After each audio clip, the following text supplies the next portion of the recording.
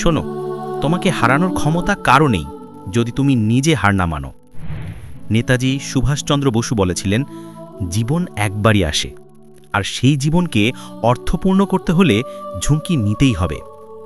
আজ তুমি যত দুঃখ, কষ্ট, সমস্যার মুখোমুখি দাঁড়িয়ে আছো, মনে রেখো, এগুলো তোমাকে থামানোর জন্য নয়, তোমাকে আরও শক্তিশালী করার পরীক্ষা মাত্র। তুমি যে পথেই থাকো, যে অবস্থায় থাকো, একটা জিনিস কখনো ভুলো না, তোমার মধ্যে এমন শক্তি আছে যা দিয়ে তুমি নিজের ভাগ্য পর্যন্ত বদলে দিতে পারো। ব্যর্থতা তোমাকে নিচে ফেলবে, মানুষ তোমাকে সন্দেহ করবে, জীবন তোমাকে বারবার পরীক্ষা নিবে, কিন্তু তুমি যদি দাঁড়িয়ে থাকো তাহলে তোমাকে কেউ থামাতে পারবে না।